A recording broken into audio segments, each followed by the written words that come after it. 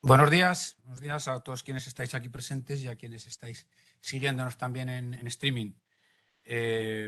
Buenos días y bienvenidos a este acto de presentación del primer número de la revista de Finanzas Sostenibles y Economía Circular, que hoy presentamos, el primer número, y lo hacemos con la presencia de quien va a hacer la presentación formal del número, del presidente del ICO, José Carlos García de Quevedo, a quien yo quiero agradecer de forma muy especial primero su presencia aquí, pero sobre todo la iniciativa del ICO y de la Fundación ICO con su director general Lucinio Muñoz, también nos acompaña.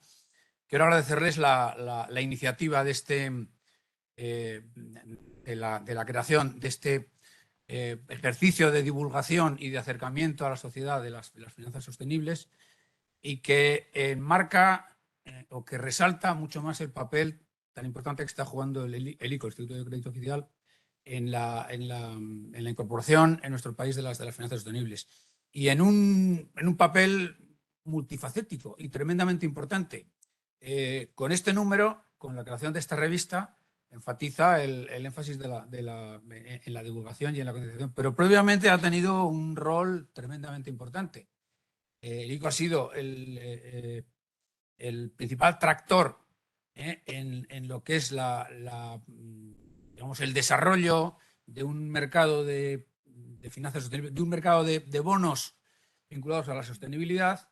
De hecho, siempre se ha dicho que para que los mercados se desarrollasen y hubiese una presencia mucho más recurrente de emisores privados, los emisores públicos o semipúblicos o supranacionales tenían que jugar un papel tremendamente importante. Y ese es el papel que ha jugado el ICO. Ha sido, como digo, tractor, ha sido de los pioneros en llevar a cabo emisiones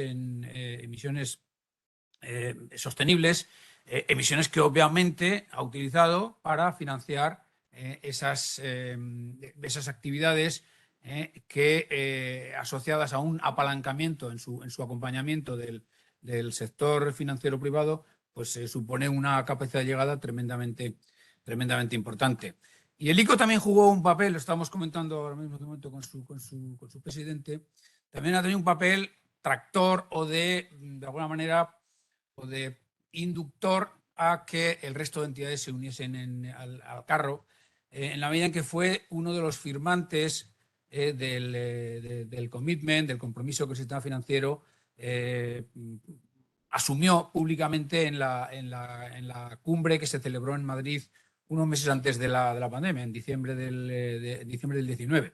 En ese commitment, que lo firmaron las tres patronales del sistema financiero, del sistema bancario, AEB, CECA y UNAC, y en el que, y junto con las tres, el ICO. Todavía recuerdo en el momento en la firma que fue tremendamente, digamos, rompedor, por lo que suponía de asumir un compromiso que iba mucho más allá de lo que la normativa en esos momentos exigía.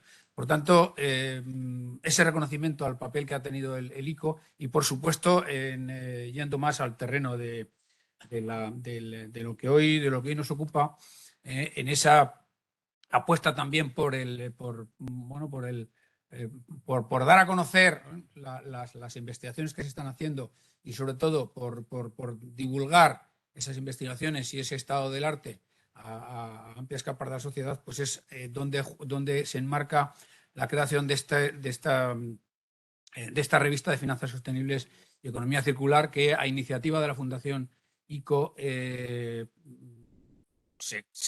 nace hace unos meses, y su primer número vamos a ver hoy. Quiero agradecer a la Fundación ICO esa confianza en encargarnos a AFI la coordinación, la edición y la supervisión de los artículos que lo componen, y que dentro de un momento tendremos ocasión de comprobar o de presentar. Y en este sentido, pues entiendo que en esa confianza, o en esa elección que hizo, o esa selección que hizo el ICO de AFI para encargarnos la coordinación y los trabajos de edición de esta revista, pues juega un poco, y me vais a permitir que le dedique unos últimos minutos el track record o el rol que hemos tenido AFI en el desarrollo y los trabajos de investigación y de divulgación en finanzas sostenibles. Me vais a permitir que haga una mención a algo que en esta misma sala, creo que hace 7 años, ¿no, Ricardo? Me parece que era, creo que era en el 14 o en el 15, ¿no? Yo creo que era el primer acto que se celebraba, el primer seminario que sobre finanzas sostenibles se celebraba en España. Lo organizamos conjuntamente AFI con el IDRI, es en francés, así va a ser en francés. Pero si me das cuenta, pero su directora general era, quien hoy es la ministra de Transición Ecológica y vicepresidenta del Gobierno, Teresa Rivera, y junto con el IDRI, que dirigía Teresa Rivera en aquellos momentos, y AFI organizamos el primer seminario internacional, pues que contamos con la presencia de algunos ponentes de reconocido prestigio, como es el caso de Sean Kidney o de algunos de los que hoy mismo desde UNEP-FI y las principales instituciones supranacionales y europeas pues han llevado a cabo esos avances que digamos, pues que han hecho que las finanzas sostenibles vayan calando o vayan permeando hacia capas más intensas de la población y sobre todo del sistema financiero. Desde entonces hemos hecho pues, muchas más cosas. Hemos, por supuesto, desarrollado una amplia oferta formativa y participado en foros múltiples, y desde luego que nuestro compromiso con la revista de Finanzas Sostenibles y Economía Circular pues es total. Hoy se presenta el nuevo número y no quiero hacer spoiling de los que van a ser los siguientes, en los que ya hay ideas interesantes para garantizar esa continuidad y que esto sea una continua aportación a la divulgación en finanzas sostenibles. Nada más, de nuevo, agradeceros a todos quienes estáis aquí y nos seguís desde del otro lado de la línea en streaming por vuestra presencia. Animaros a que, por supuesto, a que leáis la revista con carácter, con actitud crítica, y que nos ayudéis también a mejorar en todo lo que se pueda. Y, por supuesto, también a quienes tengan contribuciones potenciales, pues que sepáis que la revista está abierta en ese sentido también a todos. Muchas gracias a todos por la asistencia, muchas gracias a la Fundación y al ICO. Y el presidente del ICO, José Carlos García Quevedo, nos hace la intervención estelar de la jornada de hoy. Muchas gracias.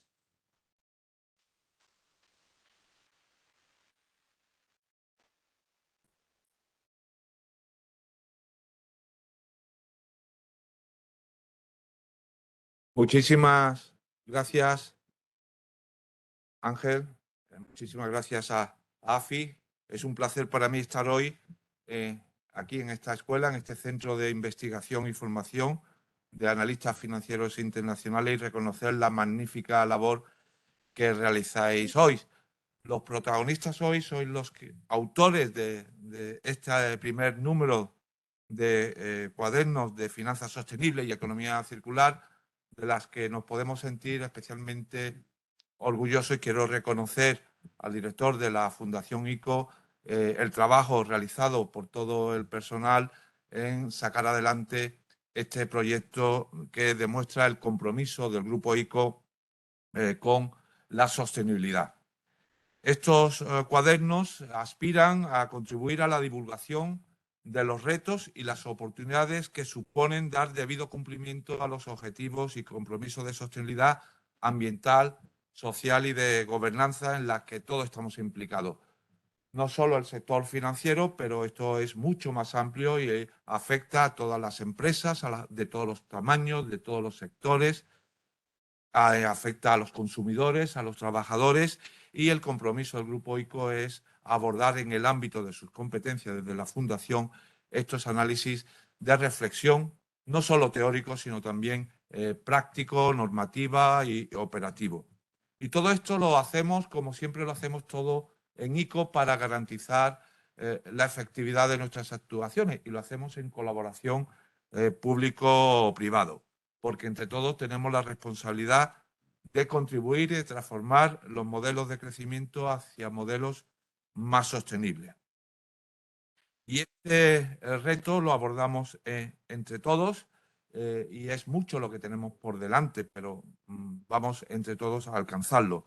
En uno de los artículos de la Caja Laboral Cucha que firman este cuaderno, se menciona que es probable que en un futuro no muy lejano, es una interpretación, no es literal, suene extraño, incluso indecente, contar a las nuevas generaciones que hubo un tiempo en que se invertía sin tener el dinero o se concedía financiación sin tener en cuenta el destino, el objetivo, los impactos sociales, ambientales derivados de estas inversiones. Y esta concienciación yo creo que hoy está todo interiorizado en el ámbito financiero, pero también en el ámbito de la toma de decisiones a nivel de la Unión Europea y a nivel de los Estados miembros y en particular España. No me voy a extender con las presentaciones porque ya lo hará Ricardo, que nos hemos coordinado, pero sí quería agradecer expresamente a Banco de España, a la AEB, por supuesto, a Laboral Cucha, a AFI, como no, y a todos aquellos a CaixaBank, que habéis participado en la elaboración de este primer cuaderno. Me van a permitir compartir algunas reflexiones de dónde estamos el Grupo ICO en materia de sostenibilidad y dónde enmarcamos este cuaderno. Ha recordado Ángel en aquel COP25 a finales de 2019 el compromiso colaborativo de acción por el clima o la incorporación del Grupo ICO en el Centro de Finanzas Responsables y Sostenibles, FinRES, que llevamos a cabo. Juan Carlos Laeve tuvo un papel determinante, también la CECA, UNAC, todo el sector financiero, pero también UNESPA e Invercos, el sector seguro y de fondos de inversión, donde fue un hito sin precedentes hasta entonces, porque de actuación colectiva en colaboración público o privado. El contexto y el marco de referencia de nuestra actividad del Grupo ICO se lleva a cabo, por un lado, teniendo en cuenta el ámbito multilateral, como no puede ser de otra manera, los Objetivos de Desarrollo Sostenible y la Agenda 2030, el Pacto Mundial de Naciones Unidas sobre Derechos Laborables, el Acuerdo de París de la lucha contra el cambio climático y nuestras referencias más cercanas, siendo miembro de la Unión Europea y trabajando con nuestros homólogos y restos de bancos nacionales de promoción, el Pacto Verde Europeo, el Green Deal y el Plan de Acción de Finanzas Sostenibles. Y a nivel nacional, los planes de transición energética y ecológica para facilitar una transición justa, la estrategia de economía circular. Y cuando hemos incorporado la nueva estrategia, que empezamos a discutirlo internamente en el año 2019 en el Grupo ICO y hemos aprobado el pasado año la estrategia 2022-2027, hemos tomado como marco de referencia, por un lado, el Plan de Recuperación, Transformación y Resiliencia del Gobierno, donde en materia de sostenibilidad las inversiones y el Grupo ICO la nueva financiación en este periodo pretendemos hacer al menos el 40% de nuestra actividad sea sostenible medioambientalmente o socialmente a este respecto. Y por otro lado, el marco financiero plurianual de la Unión Europea 2021-2027 y los fondos Next Generation. Y esto es importante para el Grupo ICO en esta etapa. En una de las adendas que se está llevando a cabo del Plan de Recuperación, Transformación y Resiliencia, hay asignación de recursos y de préstamos que lo instrumentaremos en colaboración público-privada con una línea ICO verde como se apunta en la misma.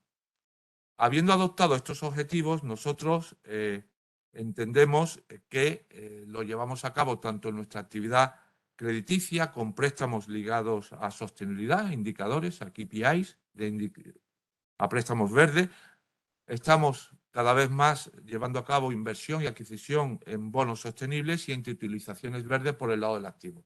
Y por el lado del pasivo, fuimos pioneros en la emisión de bonos sociales y también desde 2019, coincidiendo con la COP25, algo antes, emitimos el primer bono verde y en conjunto ya llevamos unas 13 emisiones de bonos sostenibles por más de 6.550 millones de euros que han permitido movilizar casi el triple de financiación en materia de sostenibilidad. Y nos tomamos muy en serio lo que son los estándares, las métricas nacionales, internacionales y, por supuesto, la taxonomía de la Unión Europea, que plantea retos a futuros y que en el artículo también se incorpora.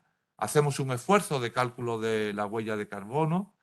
Tenemos como referencia el PICAF y PACTA a este respecto, y los resultados empiezan a ser tangibles. Por el lado del activo, en los 3 últimos años hemos hecho más de 5.800 millones de financiación sostenible, 2/3 verde, 1/3 social de esta cantidad, y nuestras emisiones de bonos sostenibles han tenido un impacto de reducción de casi 700.000 toneladas equivalente de CO2, y el mantenimiento o la creación en materia de sostenibilidad social de en torno a los 440.000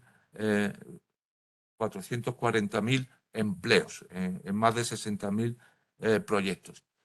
Y la sostenibilidad bien entendida empieza por uno mismo, dotando de medios, dotando de recursos humanos, formando y concienciando a la organización, que es lo que estamos llevando a cabo y hemos llevado a cabo y seguiremos llevando a cabo en ICO. Y con estos cuadernos lo que pretendemos es concienciar también a nuestros stakeholders, a nuestros clientes, a nuestros proveedores, de que vamos en serio en materia de sostenibilidad. Y esta gobernanza interna y esta concienciación es fundamental.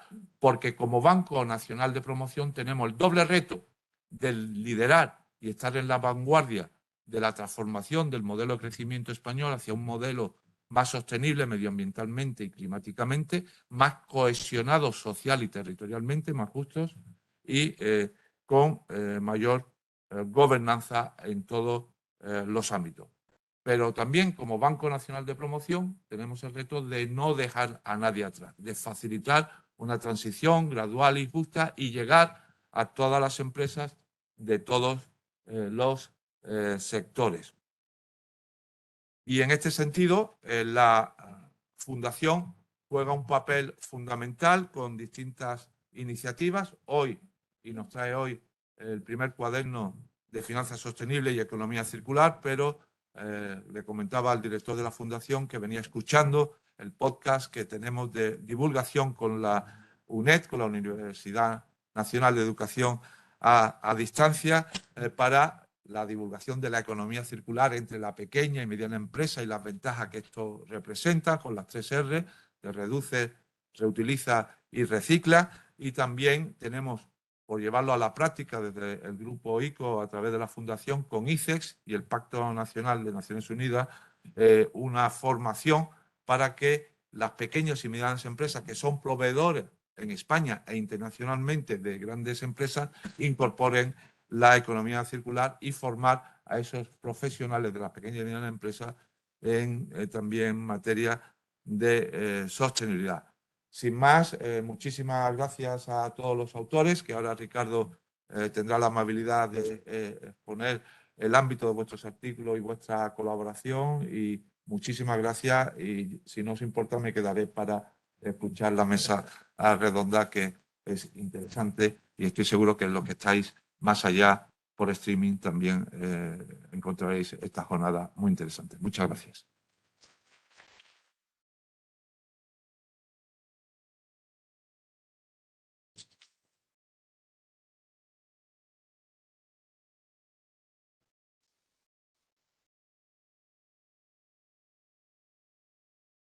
Bueno, buenos días a todos, gracias a todas, gracias por venir, gracias a Ángel y a José Carlos por la presentación. Yo haré una breve exposición de cómo hemos llegado hasta aquí, ¿no? Y cuál es el contenido del artículo, de los artículos, que dentro de poco conoceréis en detalle gracias a las exposiciones de los presentes, pero también porque obviamente se liberará el documento para que lo tengáis en cuenta, ¿no? Antes de nada, decir que este es el primer cuaderno, como decían, y el título, creo que nadie lo ha dicho todavía, tiene que ver con las implicaciones de los riesgos climáticos en las actividades de las entidades de crédito. Podríamos haber cogido cualquier otro tema, la verdad, es las finanzas sostenibles y la economía que financia estas finanzas sostenibles son muy amplias.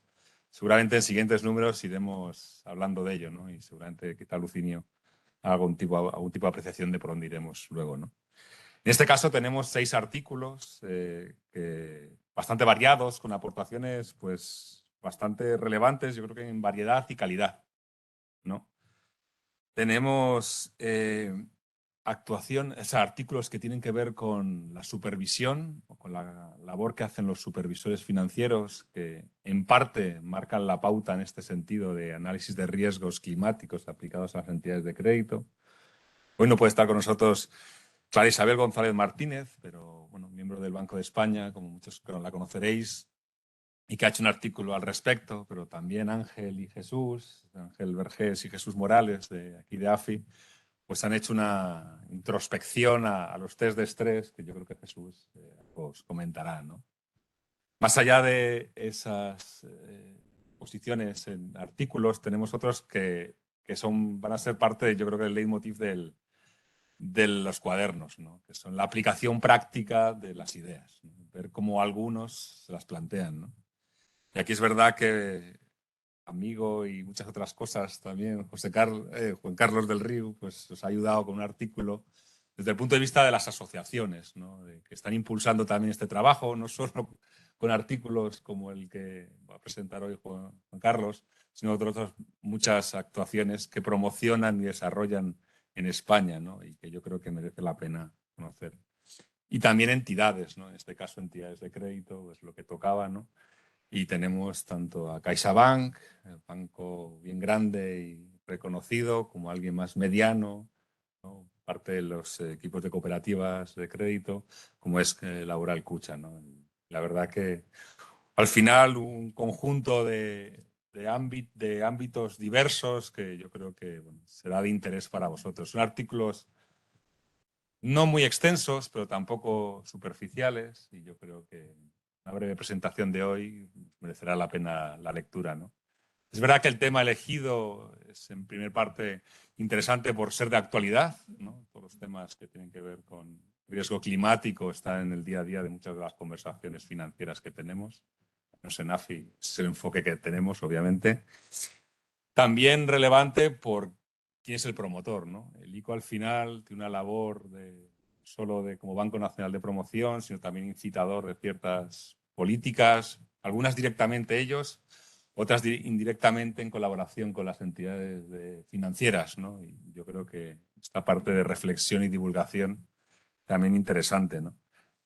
Y quizá también importante porque muchas veces hablamos de los temas pero no vemos la realidad, ¿no? Entonces, la idea de tener entidades expliquen qué es lo que han hecho, ¿no? Cómo lo están haciendo, mejor dicho, porque creo que es un work in progress, ¿no? Que decimos, pues seguramente sea de interés, ¿no? Espero que os interese la charla y yo creo que a lo largo del día de hoy todos los asistentes e inscritos en la sesión tendréis copia del documento y luego cuando se libere en la página web de la Fundación ICO, pues cualquier otra persona también tendrá ahí como repositorio.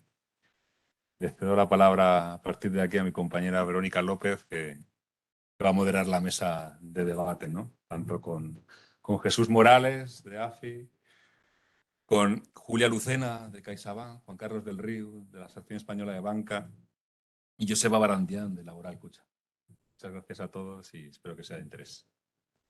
Muchas gracias, Ricardo, y buenos días a todos y todas, y especialmente a las 4 personas que hoy nos acompañan en esta mesa redonda como acto central, ¿no?, de presentación de la inauguración de los cuadernos de finanzas sostenibles y economía circular de Fundación ICO, a quienes de nuevo pues agradezco la confianza depositada en el equipo de AFI para poder coordinar y poner en marcha este producto de conocimiento que tiene, bueno, pues una perspectiva y propósito de largo plazo.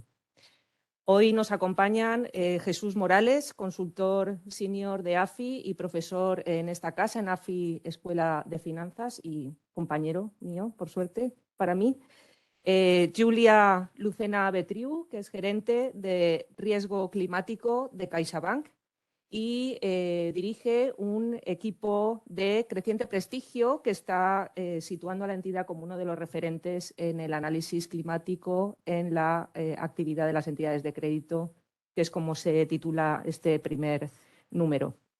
Juan Carlos del Río, director de sostenibilidad en la Asociación Española de Banca, la AEB, y además es representante en el Comité Ejecutivo del Centro de Finanzas Responsables y Sostenibles de España, FinRESP. Muchas gracias, Juan Carlos. Y Joseba Baradián, de la Oficina de Sostenibilidad de Laboral Cucha, entidad, en este caso, pues representante, como señalaba Ricardo, ¿no? de una entidad mediana y además del sector cooperativo, y que va a compartir con nosotros pues, las acciones positivas en el ámbito de análisis de nuestro trabajo. Hemos reservado aproximadamente una hora para entablar esta conversación con algunas preguntas que os voy a lanzar, y hemos reservado unos minutos al final, unos 15 minutos, para las preguntas que puedan surgir de la audiencia, tanto presencial como en remoto. A quienes estáis en streaming, invitaros a utilizar el chat para poder pues, depositar vuestras preguntas conforme os vayan surgiendo. Muchísimas gracias a los cuatro. Y sobre el tema que nos ocupa, que son las implicaciones de los riesgos climáticos en la actividad de las entidades de crédito, de las cuales podemos anticipar, y de hecho hemos dedicado un número, ¿no? Que son muchas, son relevantes, son además diversas. Yo querría quizá romper el hielo con vosotros y vosotras para que nos hagáis, a modo de breve resumen, cuáles habéis considerado y habéis reflejado en vuestros artículos que son estas implicaciones, ¿no? Desde la perspectiva de vuestra experiencia y proximidad a las entidades de crédito. Si quieres, comenzamos contigo, Jesús.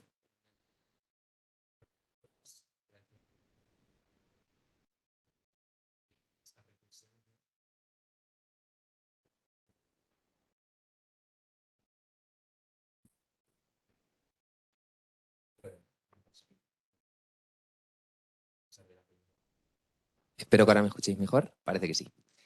Bueno, decía que mi agradecimiento, ¿no? Desde luego a todos los asistentes, también los que nos escuchéis desde casa, y al ICO, fundamentalmente, por permitirnos compartir estas reflexiones.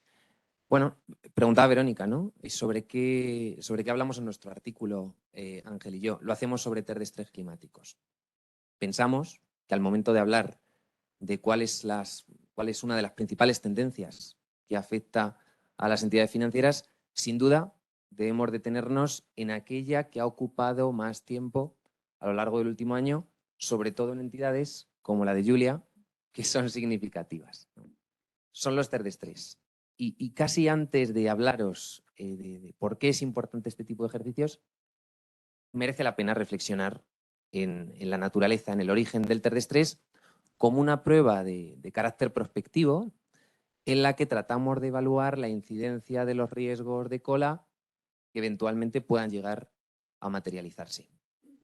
Fijaos, la banca no es uno de los grandes actores afectados por la transición climática, no es uno de los grandes actores que condicione, digamos, la evolución del cambio climático. Y sin embargo, sí que está llamada primero a financiar a familias y a empresas que en mayor o menor medida pueden tener una huella climática relevante, y por otro lado, a recibir garantías fundamentalmente inmobiliarias que pueden verse afectadas por fenómenos climatológicos adversos. Contar con una herramienta, contar con un mecanismo como es el TER-de-estrés, que con naturaleza prospectiva de futuro permite identificar las vulnerabilidades que presenta, en este caso para el sector financiero, las consecuencias de una transición desordenada en términos climáticos, parece relevante. Lo es, desde luego, ya lo hemos visto en otras crisis anteriores, porque los riesgos de cola existen, ¿no? Lo hemos visto con la pandemia, lo vimos en la crisis financiera, y probablemente cada vez más tendremos que enfrentar otra serie de episodios de naturaleza no estrictamente financiera y que suponen también un cambio de paradigma. Ya no dibujamos escenarios exclusivamente denominados por variables macroeconómicas y financieras, como puede ser el Producto Interior Bruto, la tasa de paro, la inflación, los tipos de interés. Ahora también tendremos que incorporar otro tipo de fenómenos, como es la evolución climática, como es la senda de emisiones, etcétera, ¿no? De esto habla nuestro artículo, y también del futuro verde de los TER-de-estrés europeos, que seguro será bien interesante para muchas entidades. Muchas gracias, Jesús. Julia, ¿qué has destacado? ¿Qué habéis destacado? Sí, a ver, no sé si a mí se me oye o me... Vale, perfecto. Vale.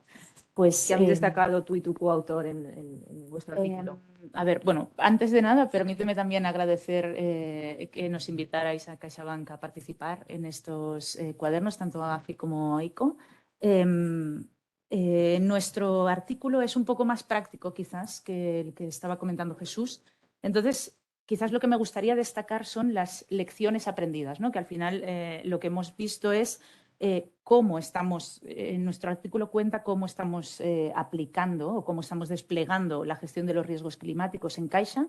Y entonces hemos sacado una serie, ¿no?, de lecciones aprendidas que creemos que son útiles o que a nosotros pues, nos parece que podrían ayudar, a nosotros nos están ayudando un poco, ¿no? Al final hacer un poco de recopilación de dónde estamos y qué hemos aprendido. Entonces, como destacados, probablemente los mensajes son, primero, que esto es una materia muy amplia, ¿no? Que es lo que estaba destacando José Carlos.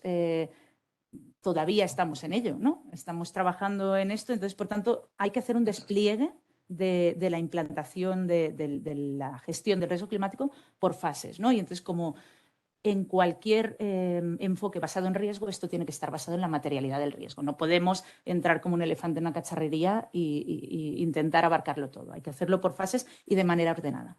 La siguiente idea probablemente es que hace falta un cambio cultural, que ya se está dando y ya se está produciendo, pues, pero en las entidades y en los equipos que están acostumbrados a trabajar de una manera, pues probablemente hay que hacer un poco de cambio de chip, ¿no? Porque lo que estamos trabajando ahora es un poco distinto de lo que hemos visto hasta la fecha, en términos de horizontes, etc.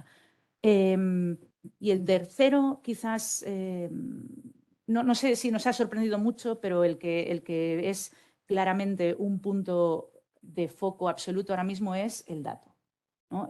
Lo difícil que es conseguir datos para la gestión y el análisis del riesgo climático, ¿no? Entonces, nosotros en Caixa estamos apostando bastante por esto y en tener un modelo del dato pues, robusto y que nos permita apuntalar todos los análisis y todas las gestiones derivadas que tengamos que hacer. Porque lo que hemos visto es que los datos son escasos y bastante irregulares, dijéramos, tanto pues, en granularidad, son muy heterogéneos y eso dificulta bastante la sistematización de los datos y por tanto su análisis posterior, y además después hay falta de determinados datos, ¿no? Si tú quieres hacer determinados análisis, pues es muy difícil tener los datos necesarios para cubrir esos análisis. Tenemos, por ejemplo, pues no hablo ya solo de emisiones, que es como en lo que estamos pensando todos. Las emisiones a nivel contraparte son pues muchas veces inexistentes. Después tenemos pues, los certificados de eficiencia energética, ¿no?, que quizás nos ayudan en las carteras hipotecarias. Pues ahí pues hay un stock anterior a 2013 que no está. O sea, no es solo ahora en lo que entra tenemos que empezar a recopilar, sino que qué hacemos con el stock. Y después hay una serie de cosas también, de variables de geolocalización de activos para hacer un análisis de riesgo físico. Pues eso tampoco lo tenemos. Ahí se puede empezar a construir. Pero después también hay variables que no son necesariamente informativas. Si yo quiero hacer un análisis de riesgo físico derivado de las inundaciones y las proyecciones que me dan en términos climáticos son de lluvia caída en 24 horas, pues quizás ahí la información que tengo es poco utilizable, porque no es lo mismo que caiga lluvia a lo largo de 24 horas que caiga concentrada en 10 minutos, que eso me va a provocar una inundación. Entonces, este tipo de generación de modelo de datos creemos que es un punto fundamental, ¿no?, en esta gestión, esta implantación de la gestión de riesgos climáticos. Y después también como dos destacados adicionales que creo que son importantes es que esto está en desarrollo, ¿no? Las metodologías, etcétera, todo esto está en desarrollo y lo que estamos viendo es que esto es un esfuerzo colectivo, ¿no? Que los desarrollos metodológicos, de variables, de cómo se está gestionando todo, pues se está haciendo mucho a través de grupos de trabajo, de colectivos, y hay una necesidad de colaboración público-privada, ¿no?, y grupos de trabajo en los que hay que estar tanto para aprender como para aportar y como para compartir y llegar a desarrollar metodologías que funcionen. Y yo creo que el último, que quizás probablemente es hasta el más importante, es que no hay que perder el foco de las oportunidades de negocio derivadas del cambio climático, ¿no? Porque, bueno, nos centramos mucho en el riesgo climático, pero también hay que verle la parte necesaria en términos de sostenibilidad del banco, ¿no? Incluso, y hay que poner un foco ahí también. Yo creo que más o menos ahí estaría todos los mensajes clave. Pues me han quedado clarísimos y súper bien estructurados y además trayendo luz, ¿no? sobre dónde están esos retos, ¿no? Y también esas oportunidades, tanto para el sector financiero pues, como para otro tipo de agentes, ¿no? Juan Carlos, ¿qué destacarías o cómo nos ayudas a la hora de enfrentarnos a la lectura del artículo que has preparado? ¿Qué destacarías de él? Por supuesto, yo también agradezco a la Fundación ICO por darnos la oportunidad de participar en estos cuadernos y desde luego a AFI y al ICO por estar aquí hoy presente. Y mi artículo, mira, todos sabéis que procede de la Asociación Española de Banca. Podríamos haber hecho un artículo quizá ligado a la regulación prudencial, podríamos haber enfatizado todo el tema de metodologías y riesgos climáticos, quizá podríamos haber aprovechado el enfoque estratégico que todo esto implica para el sector financiero, para el sector bancario, pero al final, en parte por vuestra sugerencia y por mi forma de entender esto, decidí darle un enfoque que tiene dos dimensiones. El primero es establecer dónde estamos y para esto hago un repaso razonablemente ordenado de este vasto marco regulatorio que nos está constriñendo y después trato de destacar cómo la banca, como las entidades de depósito, están tratando de contribuir por encima incluso del cumplimiento de este marco, ¿no? Las lecciones o los mensajes que yo destacaría, que son quizá mensajes subliminales porque no son tan explícitos, algunos sí, otros no, serían los siguientes, ¿no? El primero es poner en orden, quizás es el menos relevante, pero poner en orden dónde estamos. Y yo creo que esto para cualquier iniciado pues puede tener un valor interesante, ¿no? Porque un repaso desde los orígenes, desde la cumbre de Río, plan de acción de la Unión Europea, hasta los últimos iniciativas regulatorias. Pero eso es lo menos relevante. Yo creo que lo interesante es demostrar que este marco regulatorio todavía es un marco en construcción, ¿sí? Y que, por lo tanto, tiene la ventaja de poder influir de una manera adecuada, pero también tiene la enorme desventaja de poder confundir. Y en parte, y solamente en parte, es una de las razones por las cuales el tema de greenwashing se está poniendo tan de moda en estos momentos, ¿no? Por lo tanto, la primera lección que yo destacaría es que quizá estamos en un momento adecuado para hacer una pausa, para que los reguladores hagan una pausa regulatoria, podamos digerir todo lo que hay, tratemos de mejorar la calidad de este marco y nos centremos en cómo financiar la transición.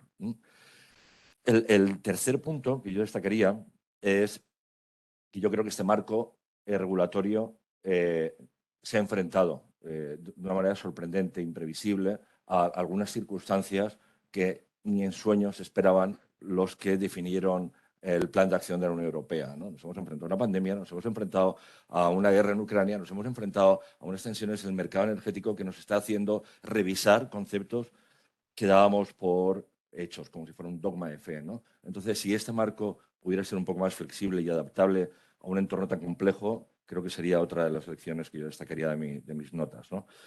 La cuarta tiene ya mucho más que ver con el sector y cómo está contribuyendo más allá de este marco, y lo hace a través de lo yo considero tres grandes ejes, ¿no? Y cada uno de estos ejes se desgrana en infinitas acciones, ¿no?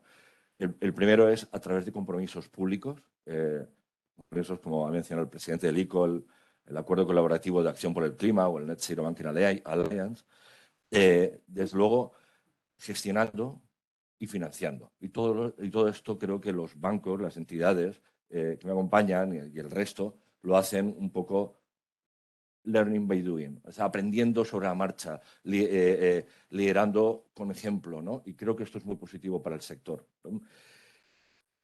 En quinto lugar, destacaría la evolución, porque si bien este número tiene mucho que ver con la gestión del riesgo climático y me parece muy oportuno, no debemos olvidar que en estos 4 o 5 años que llevamos poniéndole énfasis al tema de las finanzas sostenibles, hemos evolucionado desde una perspectiva que tiende a ser muy generalista a otra en donde, quizá por culpa del Banco Central Europeo, el foco se puso en el riesgo climático. Ahora yo percibo o presiento que estamos transitando a un tema en el que el public policy, los temas prudenciales, la supervisión va a cobrar más importancia, pero yo creo que esto no se detiene aquí. Yo creo que después vendrán, seguirá evolucionando hacia la oportunidad, hacia el negocio y el impacto necesariamente, ¿no? Y por último, el mensaje subliminal que yo destacaría en mis notas es que no podemos entender las finanzas sostenibles como un fin en sí mismo. Debería de ser un medio para alcanzar un objetivo. Y esto debería estar en la cabeza de todos nosotros, ¿no? Las finanzas sostenibles no es el motivo por el que trabajamos, sino un instrumento con el que accionan ciertas cosas. Muchas gracias, Juan Carlos. La verdad es que es imprescindible, ¿no? Me estoy escuchándoos, me estoy reafirmando en que es imprescindible escucharnos más y compartir estas lecciones aprendidas de un proceso que es muy complejo, que es muy intenso, que bueno, data de ya hace varios años e incluso décadas, pero que la urgencia ha hecho que intensifiquemos pues las acciones, ¿no? y las decisiones, y escuchándoos desde vuestra experiencia, la verdad es que ayuda mucho a entender pues muchas de las dinámicas, de las conversaciones, de los debates, noticias, etcétera, etcétera, que quizá espectadores podamos menos experimentados estén ahora mismo pues, surgiéndoles ciertos interrogantes, ¿no? O dudas o ganas de conocer más. Así que creo, bueno, escuchando, sí, cuando leamos, creo que ese propósito de los cuadernos de divulgar y acercar la realidad a la sociedad, pues yo creo que vamos a entre todos conseguirlo. Joseba, cuéntanos desde Laboral Pucha.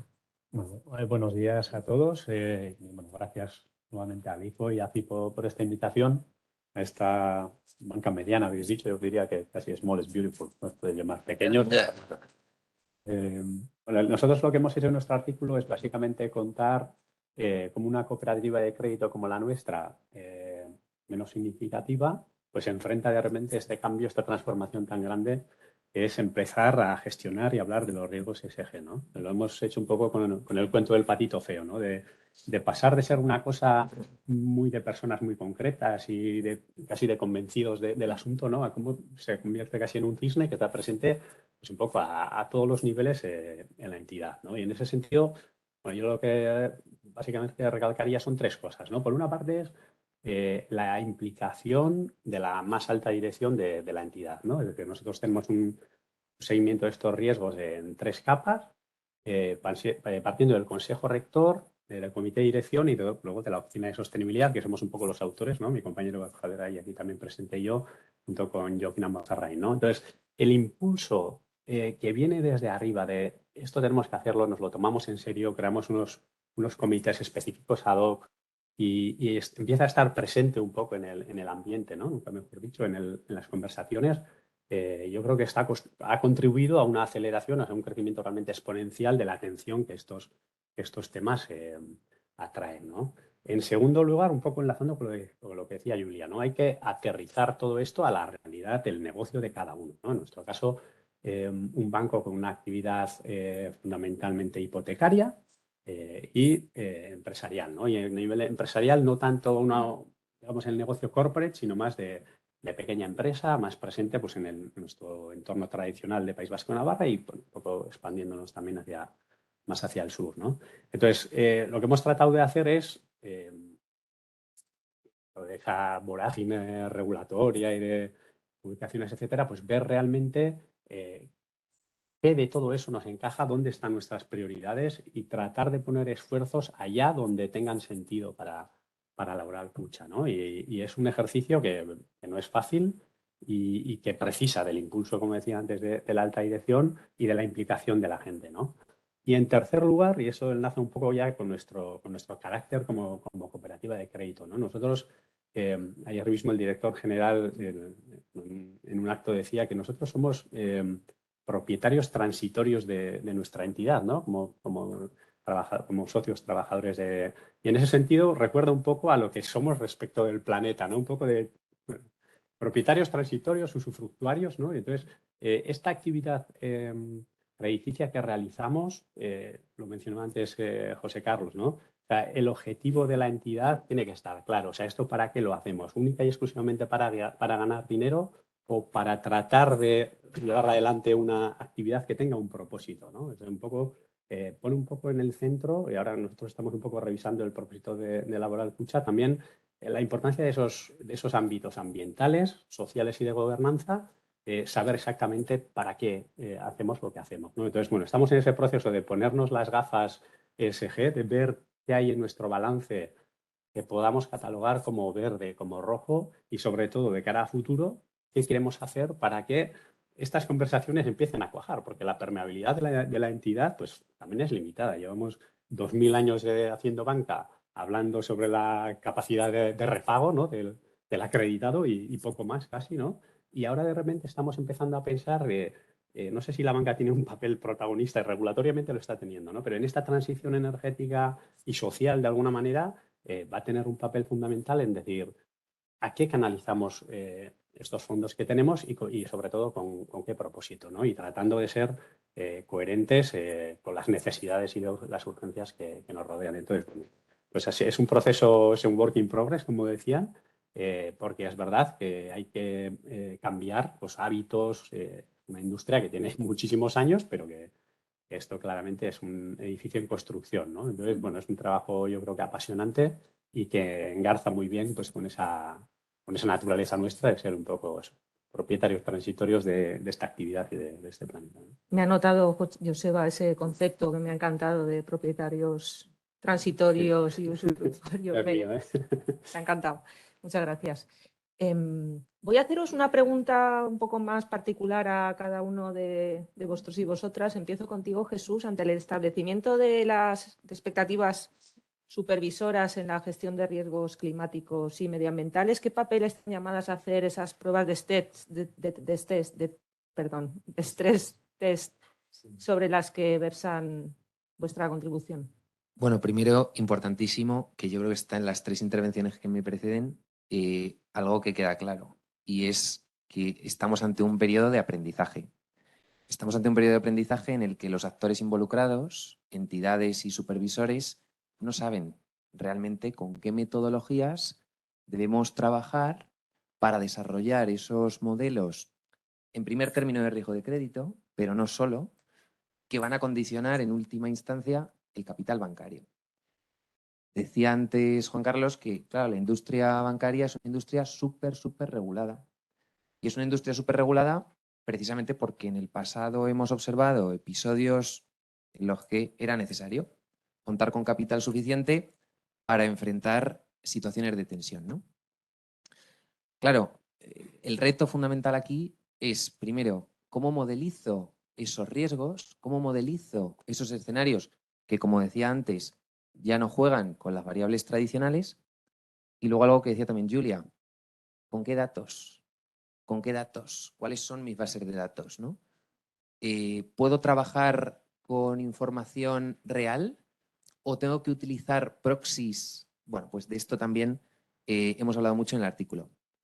Y hay algo en lo que pregunta Verónica que yo creo que es necesario detenerse, ¿no? Y es, ¿en qué medida las pruebas de estrés, que han sido yo creo que la punta de lanza de los ejercicios que ha lanzado el supervisor y desde luego a la orden del día, tanto en las prioridades supervisoras que se establecen con periodicidades trianuales, como bueno, en esa guía de expectativas que publicaba Banco de España en octubre del 20 y también Banco Central Europeo va publicando con carácter recurrente, es cómo podemos aprovecharnos de ese aprendizaje para contaminar, si sirve la expresión en este escenario verde, para contagiar al resto de procesos que en gestión de riesgos lleva a cabo la banca de manera periódica.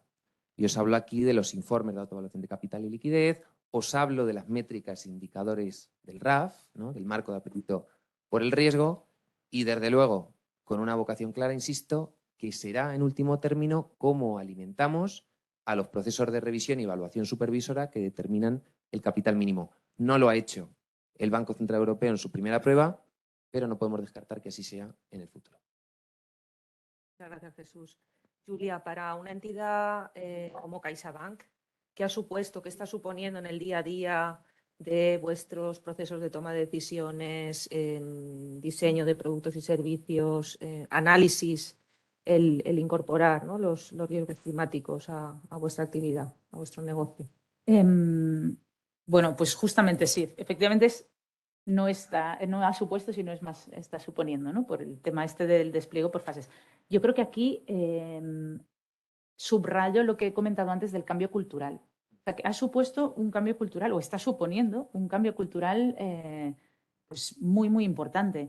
En nuestro artículo hablamos sobre todo de, bueno, pues por el tema de análisis en concreto del riesgo climático, pues del cambio de mentalidad que tienen que atravesar los equipos de riesgos, ¿no?, que están pues acostumbrados a trabajar con muchos datos, con estadísticas, con datos históricos que den información, con horizontes temporales pues relativamente cortos, y de repente pues se han encontrado con que tienen que analizar un riesgo que tiene unas características totalmente distintas, ¿no? Pues en términos de horizontes temporales, que estamos hablando de riesgos que se materializan en muy largo plazo, pero que, sin embargo, tienen que ser abordados hoy para gestionarlos. Después, que eso es lo que decíamos, no hay datos, no puedes basarte, por tanto, en estadísticas. O sea, no solo no hay datos actuales, sino que no hay datos históricos, y además hay como mucho juicio experto, ¿no? Entonces, además, las metodologías todavía están en desarrollo, y esto implica que los trabajos y los análisis, el desarrollo de herramientas, de métricas, etcétera, pues cambia mucho, y el cambio de chip de cómo vas a analizar esto es muy importante. Pero no solo, o sea, en el artículo sí nos centramos mucho en esa parte, pero yo creo que esto es un cambio cultural que aplica a prácticamente toda la entidad, ¿no? Porque esto ha pasado en los últimos 3 años de ser un tema, pues un poco como decía Joseba, ¿no?, un poco de sensación de bla, bla, bla. De repente es un tema central, pues desde la toma de decisiones hasta el momento del diseño de productos, pero en un escenario de incertidumbre brutal, ¿no? Porque no está muy claro cuáles son los efectos, se vislumbra, pero no está muy claro, las metodologías no están, como decía, desarrolladas, hay pocos datos para la toma de decisiones, y además el entorno regulatorio pues es cambiante y cada vez más exigente, con lo cual tiene que estar presente en todo, pero un poco desde un punto de vista distinto, ¿no?, del que se tenía hasta ahora. Y además está el punto de la velocidad adicional, ¿no?, que esto implica, que es que esto ha despegado en los últimos 3 años de una manera bestial, con lo cual el cambio es todavía, es más difícil adaptarse a esto, ¿no? Eso es un cambio de mentalidad, además con un despegue brutal, que es verdad que yo creo que ha ayudado, ¿no?, esta presión regulatoria quizás ha ayudado a que pues haya más velocidad también en el desarrollo de metodologías, en el desarrollo de bases de datos, etcétera, con lo cual, bueno, pues la velocidad esta tiene un punto positivo, pero bueno, la adaptación es todavía más compleja, y es de repente todo el mundo ahí puesto, ¿no?, y con la sostenibilidad en el punto de mira. Entonces, a la pregunta concreta de cómo afecta al día a día, pues con de repente mucho cambio y mucho trabajo, y yo diría que lo que nos queda, ¿no? Muchas gracias, Julia.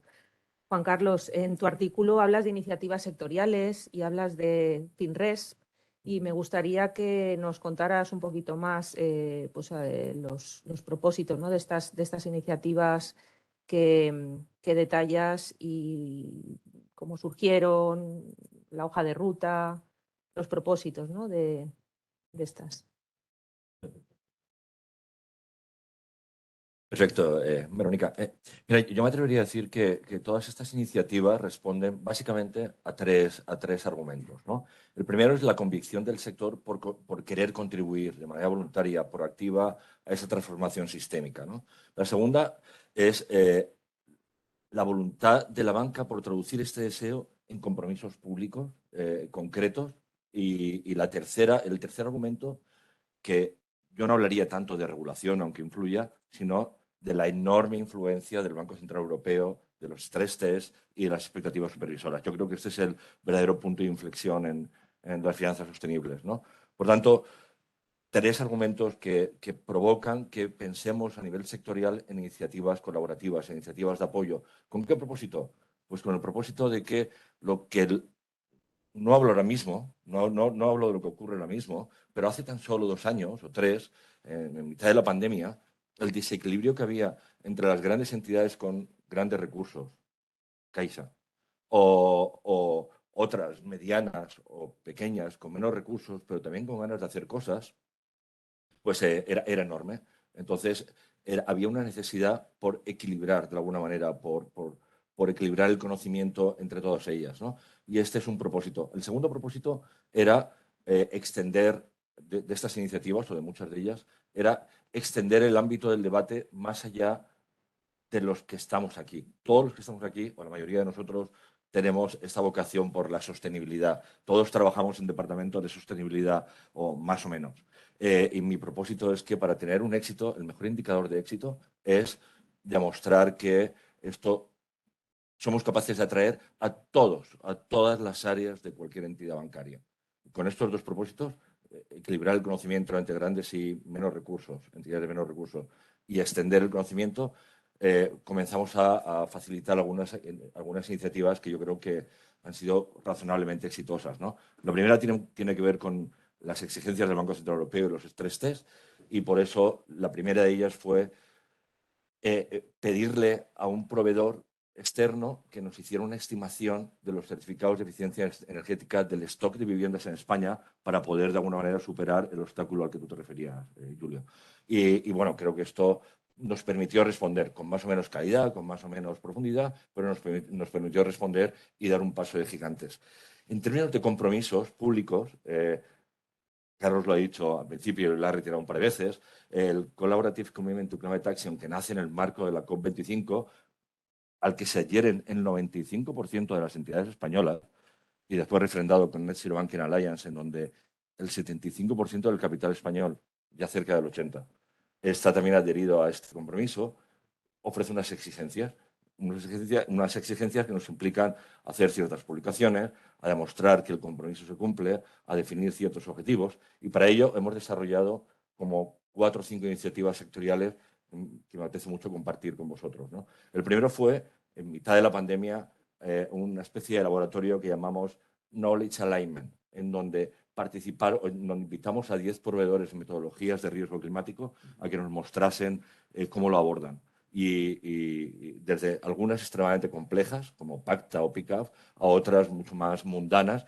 pero que les permitieran a las entidades de menos tamaño adentrarse, romper el hielo o romper el miedo a afrontar estos temas, ¿no? Fue un éxito tremendo, porque en cada sesión había más de 125 o 150 personas de todas las áreas, de todas las entidades bancarias españolas. El segundo fue un intercambio de mejores prácticas con Holanda, Alemania y España, derivadas de que este compromiso de acción por el clima solamente lo firmaron 3 países en el mundo. Entidades muchísimas, pero países solamente 3. Y nos comprometimos a demostrar que podíamos trabajar en conjunto. Después hicimos talleres en donde las grandes entidades nos enseñaron al resto cómo introducían la gestión del riesgo climático en sus organizaciones, ¿no? Y esto también desde el punto de vista de cultura, desde el punto de vista de metodología, desde el punto de vista de obtención del dato. Y por último, este año hemos definido, que tenemos que dar los primeros avances sobre los objetivos climáticos que firmamos en el marco de la COP, hemos hecho 2 proyectos colaborativos que pueden tener una importancia brutal en el avance de todas las entidades en estos temas. El primero es cómo clasificar el balance de las entidades en función del reglamento de la taxonomía verde de la Unión Europea, un trabajo que hemos hecho en colaboración con AFI, precisamente, y otro trabajo que hemos hecho en cómo estimar la huella de carbono y definir sendas de descarbonización por sectores para estar alineados con el compromiso que firmamos. Y esto lo están haciendo las grandes entidades, ya lo habían hecho, las medianas y pequeñas han mostrado un interés brutal por ello, y creo que esta es la mejor forma de mostrar que tratamos de alinear este conocimiento y este esfuerzo a lo largo del sector bancario español, que, por cierto, somos uno de los pocos países, por lo menos en Europa, en el que tratamos de avanzar todos de la mano, ¿no? Sobre FinRes no voy a entretenerme mucho, todos sabéis lo que es, un centro conformado por las 5 patronales, UNAC, que está al fondo, CECA, UNESPA, Inverco y la EBE. Trabajamos en colaboración con entidades tan importantes como Spensive o como el ICO, entre otras, también con AFI como Secretaría Técnica. Tenemos una agenda estratégica y lo que hemos hecho durante estos 3 años de funcionamiento ha sido algo que ayer puso de moda el Banco Central Europeo y que nosotros, sin darle tanta promoción, lo hicimos hace como 3 meses o 4, que es definir un marco, un repositorio de información con datos de financiación climática, un repositorio de normativa y regulación climática, un repositorio de metodologías, un repositorio de... O sea, tenemos de proveedores que trabajan en estos temas. Esto me parece que es algo muy importante y también nos pone en vanguardia. Hemos diseñado, estamos divulgando, estamos a través de textos con sentido, hemos hecho un programa de innovación con sentido. Es decir, creo que estamos haciendo una memoria social del sector financiero en su conjunto. Es decir, que yo creo que FinRes es quizá todavía no es la punta de lanza, creo que es mucho más importante lo que hacemos a nivel sectorial, pero desde luego estamos trabajando para estar todos alineados y en sintonía. Muchas gracias, Juan Carlos. He dejado de tomar nota conforme ibas hablando. Escucharé de nuevo la intervención y, desde luego, leeremos el artículo porque es apabullante todo lo que estáis contando y en cuanto a retos, en cuanto a acciones y en un periodo temporal pues muy acotado, ¿no? que inició el cronómetro hace relativamente muy pocos años. Joseba, coméntanos desde una entidad, iba a comentar de tamaño mediano, tú mismo decías que small is beautiful, desde Laboral Cucha y teniendo en cuenta pues, que esa dimensión, ¿no? O el tamaño quizá nos sitúa como entidad sistémica y condicionada a determinados cumplimientos en una fase muy, muy preliminar. ¿Qué consideras que es quizá lo más complicado, lo más complejo, lo más difícil que estáis experimentando en esta transición? Bueno, en cualquier camino largo lo más difícil es empezar, ¿no? Y yo creo que eso por suerte ya se había cometido y en ese camino de convertirte en un business tienes que nacer primero, aunque sea patito feo, ¿no? Yo creo que el cambio cultural, bueno, las resistencias naturales que como personas tenemos, ¿no? A cualquier cambio, yo creo que en el caso de la sostenibilidad, bueno, tiene la complejidad añadida de que esto es casi como si todo el mundo tuviera que aprender un idioma nuevo, ¿no? Entonces, nuestra aproximación al tema ha sido, bueno, partiendo de un grupo pequeño pero convencido, cohesionado, hacer una aproximación, digamos, no agresiva, ¿no? Sino acompañar un poco al negocio, ¿no? Al final las entidades también tienen que ser sostenibles en lo financiero para que sigan existiendo. Y en ese sentido, tomar a riesgos por aliado. Es decir, nosotros, nuestra aproximación, con el apoyo, lógicamente, de la alta dirección, pero ha sido, bueno, tratar de ganarnos el favor desde el punto de vista de riesgos de algo que es bastante obvio, ¿no? Y yo muchas veces utilizo el mismo ejemplo de decir, si ahora alguien nos planteara construir una nueva estación de esquí en el Pirineo, o sea, el riesgo es habitual de crédito, ¿qué pensaría, no? Es un poco la manera de plasmar, es decir, hay riesgos hay implícitos que tenemos a lo mejor en la cabeza que no tienen una metodología como pueda ser, ¿no? Con las PDs, las LGDs, etcétera, pero que está un poco ahí, ¿no? Entonces, tratar de aterrizar esto un poco, planteándolo casi como un juego, aunque es una necesidad, pero planteándolo como un juego, ¿no? Decíamos, bueno, nosotros no tenemos actualmente pues, necesidad de realizar emisiones mayoristas, ¿no? Pero si lo fuéramos a hacer y fuéramos a contarle a alguien en qué vamos a invertir el use of proceeds, ¿no? ¿A qué vamos a usar vuestro dinero, ¿no? Si nos financiáis este bono, ¿no? Pues pensar un poco eso, ¿no? El objetivo, a dónde querríamos redirigir esos chines, ¿no? Esos dineros, ¿no? Y en ese camino, la verdad es que, bueno, es ventaja de ser entidad pequeña también, pero por parte de riesgos hemos tenido una acogida, yo creo que pues que muy favorable, muy cooperativa, ¿no? Como corresponde. Y luego la dificultad real muchas veces es llegar ya a las fuerzas de venta, ¿no? Yo creo que en ese paso estamos todavía. Tenemos que a aquella gente que es realmente la que está en primera línea del negocio, ¿no? De la competencia, etcétera, bueno, convencerle que esto puede ser casi una necesidad, pero también una herramienta, una manera de aproximarse a las cosas más constructiva, más cooperativa, necesaria y que además, pues por toda la vorágine regulatoria puede acabar siendo, vamos, inevitable, ¿no? Pero hemos optado, yo creo, un poco más por convencer que por vencer, y esto, bueno, a veces te lleva pues, avanzar un poco más lento de lo que uno quisiera, pero bueno, yo después de pues, un año bastante metido en este tema, creo que en laboral pues hemos dado un salto adelante importante y bueno, con paciencia porque el camino va a ser largo, seguro. Bueno, enhorabuena y ánimo por todo ello. Antes de ceder la palabra a la audiencia para que podáis formular las preguntas que tengáis, yo os quería hacer una última pregunta por mi parte. Si obviamente el reto que enfrentamos y estas implicaciones no las podéis asumir, ni abordar, ni avanzar en ellas solos, ¿no? Como entidades de crédito. Si tuvierais la potestad, la capacidad, el presupuesto, el tiempo de proponer acciones muy concretas para que quien nos ha de acompañar en este proceso pues lo haga en tiempo y forma, a modo de carta a los Reyes Magos.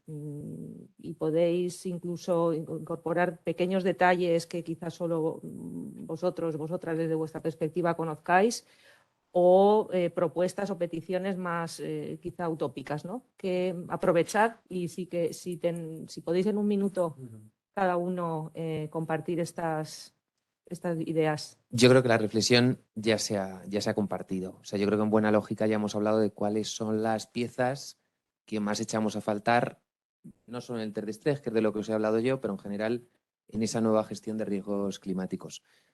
Yo creo que hay una que es especialmente importante y es el conocer a tu cliente, el conocimiento de tu cliente. Cuando hablábamos antes de la ausencia de datos, no se nos escapa el hecho de que quien de verdad se conoce a sí mismo es el cliente y quien nos puede proporcionar la mejor información es este.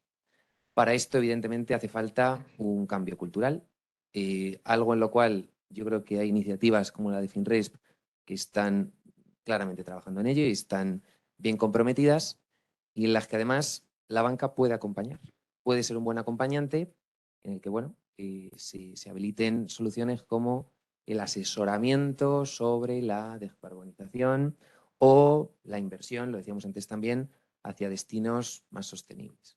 Yo creo que esta es un poco la hoja de ruta. Gracias, Jesús. Yo, bueno, como utopía inalcanzable tengo varias ideas, pero creo que no las voy a compartir porque no sé ni si hay presupuesto suficiente en el mundo, ni si eso sería posible. O sea, de datos que probablemente no existen, ¿no? Y que realmente necesitaríamos en nuestro análisis. Pero si tengo que pensar en qué habría que priorizar, vuelvo al tema del dato, evidentemente, que es algo que nosotros ya estamos abordando, pero que en realidad es más amplio, ¿no? De lo que probablemente podemos abarcar ahora mismo y que implica muchas partes.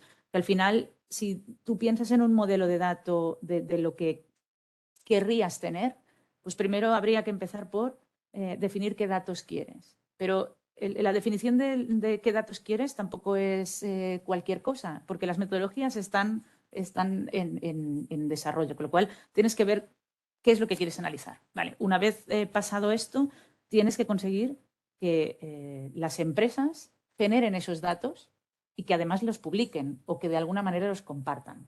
Entonces, la siguiente es, alguien tiene que recopilar esos datos. Entonces, tienes que tener o bien un proveedor que se dedique a recopilar los datos y que genere una base de datos que tú puedas comprar, o bien puedes hacer pues, el Know Your Client y hacer en el proceso de admisión una recopilación de datos. Ahí tendríamos el problema del stock, ¿no? Y de la actualización periódica de esos datos. Pero bueno, ahí estaría ya la siguiente fase. La siguiente, o sea, ya tenemos los datos, sabemos lo que queremos, existen esos datos, se han generado, se han publicado, se han recopilado, entonces pasa a la ingesta de datos y la sistematización, que eso tampoco es un proceso fácil. No entro ya en los problemas potenciales de calidad de dato del momento de la recopilación, pero incluso siendo datos fantásticos, tienes que ver cómo hay que sistematizarlos para que sean explotables y para que sean útiles para el análisis, ¿no? O sea, si yo ahora me pongo a recoger, por ejemplo, campos como la finalidad de la financiación, ¿cómo tengo que tipificarla? Pues eso también es un proceso muy elaborado y muy lento y además de prueba y error, ¿no? Pero claro, también solo tienes una oportunidad, porque en el fondo al cliente le has preguntado todo lo suficiente. Vamos, es un proceso largo. Y ya después, pues la explotación, ¿no? Una vez tengas. Entonces, para mí ese es el punto de recurso máximo sobre el que se puede construir todo lo demás. Y siento haber insistido en todas mis intervenciones sobre lo mismo, pero creo que es tan clave que bueno, pues ahí iría mi inversión. Lo has dejado clarísimo, Julia, y es importante que aproveche, yo creo, la oportunidad de trasladar, ¿no?, esa importancia por la disponibilidad y la calidad del dato, que es esencial para pues, todos los análisis que implican considerar, ¿no?, los riesgos climáticos en vuestra actividad. Juan Carlos. A lo mejor yo escribiría varias cartas, ¿no? Si tuviera que escribir una llena de lugares comunes, pero muy relevantes, comenzaría también pidiendo información y datos. Pediría también un estándar lo más consensuado posible, especialmente entre Estados Unidos y la Unión Europea, con métricas claras y sin ambigüedades. Posiblemente pediría una pausa regulatoria para darle más calidad a todo este marco que se está desarrollando y por supuesto, le pediría a esta carta llena de lugares comunes, pues cómo ayudar a los países emergentes a integrarse en estos temas. Si fuera un poco más atrevido en una segunda carta, pediría que en lugar de estar obsesionados por el greenwashing y por la desconfianza hacia el cumplimiento regulatorio, podríamos comenzar a ponerle mucho más énfasis en la coherencia, en el compromiso, ¿no?, en el impacto. Pero voy a escribir una carta mucho más aburrida, que es pedirle al Gobierno que este año defina el Plan Nacional de Finanzas Sostenibles, no como lo ha venido desgranando hasta ahora, de una forma tímida, en donde se le quiere dar mucha relevancia al sector público, y entiendo por qué lo hace, sino un Plan Nacional de Finanzas Sostenibles en donde el equilibrio entre el sector público entre el sector privado y la administración esté más equilibrado. Un Plan Nacional de Finanzas Sostenibles que cree un marco de diálogo quizá en dos dimensiones. Uno más abierto, en donde podamos escuchar a todos los stakeholders, y uno más estratégico, en donde podamos priorizar, en donde podamos resolver obstáculos, en donde podamos definir sendas de transición con la ambición que el Gobierno, que es a quien le toca, nos exige al resto. Un Plan Nacional de Finanzas Sostenibles en donde se le dé mucha importancia a la innovación y al desarrollo de capacidades y, por supuesto, a cómo integrar a las pymes en todo este debate. Y había pensado una carta mucho más utópica, pero afortunadamente José Carlos nos hablaba antes de lo que yo había pensado como una mirada alternativa al desarrollo de las finanzas sostenibles, que es decir, estamos empeñados en el cumplimiento porque así lo ha definido la Unión Europea y así venimos trabajando desde hace 5 años, pero quizá habría otra forma de verlo, que es formación en cascada, ¿no? Las grandes compañías comienzan a certificar a sus proveedores, estos a los suyos, y de esta manera integrar a todo el tejido productivo, sea cual sea su tamaño, en compromisos como los que está haciendo el ICO en materia de economía circular. Eso también lo podríamos extender al concepto de finanzas sostenibles y creo que sería una mirada alternativa a todo lo que hemos hablado hasta ahora. Pero me alegro de que esta utopía sea ya una realidad. Así que felicidades. Muchas gracias, Juan Carlos. Joseba. Bueno, mi carta va a ser mucho más breve y más sencilla, ¿no? Yo me conformaría con que hubiera una actitud colaborativa, cooperativa, como hay en las iniciativas sectoriales, de modo que ese dato tan escaso, a veces poco fiable, etcétera, pues, fuera de alguna manera público, fácilmente accesible, que una especie de Wikipedia de la CSRD, pues vendría muy bien, ¿no? Porque al final yo creo que esto no es un ámbito donde las entidades vayan a competir en realidad, ¿no? Si realmente como humanidad no somos capaces de llevar esto adelante con éxito, pues seguramente no habremos conseguido nada, ¿no? Obviamente, la coordinación con otras grandes zonas económicas obviamente es muy, muy importante. A nosotros nos pilla muy lejos, pero para lo que es nuestra cartita de Navidad a los Reyes, pues yo creo que un poco de empatía, digamos, a esa accesibilidad del dato y además que es desde el punto de vista comparativo, etcétera, yo creo que sería de mucha ayuda, ¿no? El uniformizar un poco pues, esas fuentes y esas metodologías, ¿no? Y quizá considerar al dato como un bien público, ¿no? Para todos los agentes. Así lo es. Sí. Muchas gracias. Pues no sé quién me va a ayudar. ¿Hay alguna pregunta? ¿Alguien que se anime o que quiera complementar toda la información que nos han trasladado, que ha sido mucha, muy sistematizado y muy relevante, con alguna pregunta? También quienes estáis en remoto. Eso. Te van a acercar, disculpa, te van a acercar un micro para que te escuchen también desde... Gracias. Quizás me lanzo yo. Bueno, enhorabuena a todos los autores de los artículos de este primer número que inaugura esta serie de finanzas sostenibles y economía circular, y enhorabuena a LICO por la iniciativa y AFI por la colaboración como secretaría técnica, ¿no? Joseba, al hilo de las dificultades y las reflexiones, ¿no? que has mencionado sobre qué es lo que estáis haciendo para tratar de alinear todo este compliance, toda esta gestión de riesgos climáticos con la realidad vuestra del negocio, ¿no? En España, bueno, pues la realidad del tamaño de empresa es una realidad de pyme, ¿de acuerdo? Y realmente, como dice Juan Carlos, pues bueno, uno de los retos y uno de los objetivos de la primera o la segunda carta, no sé cuál de ellas sería cómo de alguna forma involucrar a las pymes, ¿no? Me imagino que en cada una de vuestras entidades, Joseba, en Laboral Kutxa, Julia, en CaixaBank y también a nivel sectorial, Juan Carlos, esta reflexión os la estáis poniendo, ¿no? No solamente a la hora de cómo capturar esos datos, sino a la hora de qué diseño de productos, de alguna forma, integrando una gestión de riesgos que a veces no tiene que ver con el compliance.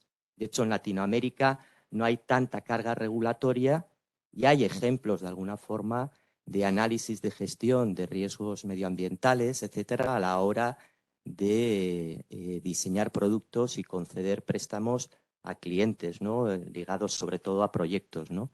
Esa reflexión sobre el diseño de productos, la gestión de alguna forma más allá del compliance, de cómo gestionar esos análisis de riesgos a nivel operativo, ¿cómo lo estáis haciendo?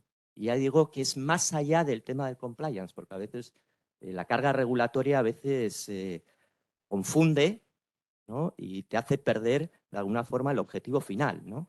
¿Cómo lo estáis haciendo desde el punto de vista práctico? ¿Estáis ya de alguna forma tratando de innovar en productos, de tratar de sacar cuestionarios, etcétera, a nivel de gestión de riesgos? Gracias. Por ponerte un ejemplo muy concreto, nosotros, como os he comentado, tenemos una actividad hipotecaria muy importante. Tenemos una cierta inquietud con todo lo que tiene que ver con la rehabilitación de viviendas y todo eso, ¿no? Muchas veces hay ofertas de fondos públicos que apoyan este tipo de actividades, pero la implementación final, cómo llega esos fondos realmente a que se ejecute esa rehabilitación, pues es compleja, porque las propias comunidades de vecinos pueden ser complejas, ¿no? Entonces, por ejemplo, para ese caso hemos desarrollado una herramienta web en la cual lo que tratamos de pensar es hacer sencillo al cliente aquellas ventajas que puede obtener en caso de pues embarcarse, porque no deja de ser una embarcada, ¿no? Realmente en este tipo de rehabilitación en la cual puede tener ayuda pública, etcétera, y donde tiene que ir acompañado por algún experto, ¿no? Porque esto no se puede dejar en manos del consumidor final simplemente, ¿no? Pasa un poco igual con el coche eléctrico, con otra serie de cosas, ¿no? Ese impulso tiene que existir y nuestra visión es tratar de acompañar a los clientes con algo que les haga sentirse cómodos, más allá de que sea una necesidad regulatoria o no. En ese sentido, lo que estamos percibiendo claramente es una presión top-down, es decir, las empresas más grandes tienen mucha más presión, mucha más necesidad, pero es cuestión de tiempo que esto vaya a permear hacia empresas más pequeñas que ya se están preguntando, ¿no? Es decir, si mañana tengo que presentarme como un tier 1 ante tal cliente, ¿no? Yo como proveedor, ¿qué puedo hacer, ¿no? Entonces, esa inquietud existe y falta un poco a veces el conocimiento experto, ¿no? Nosotros hemos empezado por lo que mejor conocemos, que es el negocio hipotecario, pero es verdad que a nivel del Grupo Mondragón existe esta inquietud y sobre todo por parte de las cooperativas más grandes, pues también estamos un poco en ese diálogo con ellos de ver cómo podemos ayudar a que esto se plasme en productos reales, bueno, que hemos llamado el catálogo verde de productos, ¿no? Que es algo también work in progress en nuestro caso, ¿no? ¿Tenemos alguna? Adelante, Marta.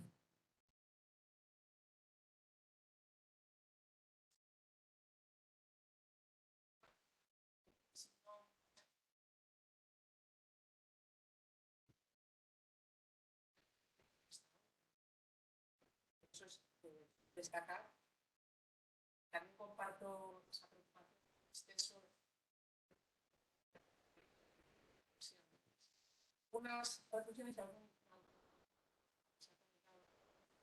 sobre el tema de el acento un poco. ¿Cómo hacéis ese análisis? Entiendo que enfocado básicamente al climático, pero no sé si tenéis en cuenta que la taxonomía contempla de no hacer daño a los objetivos y, sobre todo, tener en cuenta los sociales de carácter y otro tema que ha salido desde Jesús importante en esa catálogo de Mago, el asesoramiento y el acompañamiento, porque efectivamente en estos fondos públicas desde la Unión Europea, dinero hay, el problema está es cómo ayudar a quien tiene que canalizar ese dinero a una economía más descarbonizada, el cómo hacer esa parte de asistencia fundamental. Y coincido contigo, ¿no? Algo que no ha salido es el tema de los incentivos. En el sector financiero es claro, bueno, cualquiera, todos nos movemos por incentivos. Este tipo de publicaciones no es un incentivo porque no están las revistas JCR, con lo cual vais a encontrar dificultades para que os escriban, ¿no? Desgraciadamente es así. Pero en el ámbito bancario es fundamental. La red comercial, quienes se acercan al cliente, quienes son capaces de captar ese dato cualitativo, que necesariamente tiene que ser cualitativo, ese olfato, eso que decía antes Joseba sobre, bueno, la lógica te dice que no tiene sentido invertir aquí y la desgracia de años anteriores hemos visto que se ha invertido donde no había que invertir. Entonces, esa parte de los incentivos, ¿cómo lo estáis gestionando? ¿Lo estáis contemplando? Porque efectivamente yo creo que son quienes van a trasladaros luego la realidad, ¿no? Nada más, para no dar más tiempo. Empiezo, si os parece, sobre el tema de la materialidad. Nosotros, tal como lo hemos planteado, es, bueno, a ver, ¿qué pasa aquí, ¿no? ¿Qué es lo que tenemos? Vamos a entender qué es lo que queremos analizar, qué es lo que podemos analizar, qué es lo que estamos viendo. Hemos analizado efectivamente el riesgo climático en términos tanto de riesgo físico como de riesgo de transición por carteras, pero también hemos analizado el resto de riesgos ASG. O sea, al final el planteamiento era abierto, ¿no? Era todo el horizonte o todo el alcance de riesgos ASG es tenemos estas carteras. ¿Cómo vemos el riesgo en cada una de las carteras para cada una de las componentes? Pues hemos dividido la A en dos, ¿no? Pues el climático por el foco concreto y las diferencias probablemente, ¿no? En términos de horizontes temporales, etcétera. Por un lado, el resto de riesgos medioambientales no climáticos por el otro, la S y la G. Entonces, de todo lo que hay sobre la mesa, que no quiere decir que no todo sea importante, pero todo lo que hay sobre la mesa, ¿qué es lo que estamos viendo que es más inminente, tanto por cuestiones de foco regulatorio como por cuestiones de, si no lo abordamos ya, igual tenemos problemas, ¿no? Entonces, ahí en nuestro análisis de materialidad ahora mismo lo que se ve es dónde tenemos el riesgo en cada una de las carteras. Esto además tenemos incluso análisis, son públicos estos análisis de materialidad, dónde están nuestros riesgos y dónde, por tanto, vamos a empezar a concentrar los esfuerzos. Cuando tengamos todo esto relativamente controlado, empezaremos por los otros, pero sin quitar el ojo, ¿no? Esto se trata de análisis periódicos. Pero nuestro planteamiento siempre ha sido ese, ¿eh? Es ver todo lo que hay y de todo esto, como los recursos son limitados, ¿dónde nos concentramos ahora? Y vamos a ir abordando esto por fases. Entonces, sí, a la pregunta concreta de si hemos contemplado la S, hemos contemplado la G y hacemos otro tipo de iniciativas en estos ámbitos, ¿eh? Tanto, además, CaixaBank tiene una parte social pues, muy importante, ¿no? Pero sin olvidar ese punto, los esfuerzos los hemos concentrado ahí.